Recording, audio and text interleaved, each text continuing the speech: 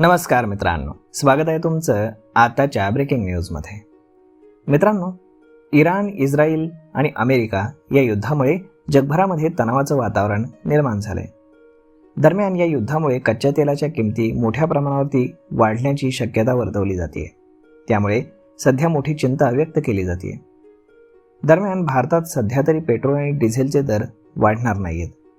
मध्य पूर्वेतील वाढत्या तणावाच्या पार्श्वभूमीवरती केंद्र सरकारने देशातील इंधन साठ्याबाबत महत्त्वाची माहिती दिलेली आहे. मिळालेल्या माहितीनुसार भारताकडे सध्या पुढचे 25 दिवस पुरेल इतका कच्च्या तेलाचा आणि शुद्ध इंधनाचा साठा उपलब्ध आहे. त्यामुळे नागरिकांनी घाबरून जाण्याचं कारण नसल्याचे संकेत देखील देण्यात आले. सध्याच्या परिस्थितीचा विचार करता पेट्रोल आणि डिझेलच्या किमती तात्काळ वाढवण्याचा सरकारचा कुठलाही विचार नसल्याचं केंद्र सरकारकडून स्पष्ट करण्यात आले. मध्य पूर्वेतील संघर्षामुळे पुरवठा साखळी विस्कळीत होऊ नये यासाठी खबरदारीची पावलं उचलण्यात आली आहेत. तसेच इंधन आयातीसाठी पर्यायी आणि नवीन बाजारपेठांचीही चाचपणी सुरू असल्याची माहिती सरकारकडून देण्यात आली आहे. तर मग मित्रांनो, सर्वसामान्यांसाठी अत्यंत दिलासादायक बातमी अशी ही म्हणावी लागेल.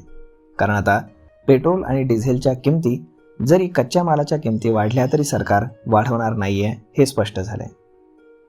तर मग मित्रांनो, हा व्हिडिओ, ही माहिती तुम्हाला कशी वाटली हे तुम्ही आम्हाला कमेंट करून नक्कीच सांगा. आणि जर आवडली असेल तर आपल्या जवळच्या मित्रमंडळींसोबत देखील हा व्हिडिओ तुम्ही शेअर करायला विसरू नका. धन्यवाद.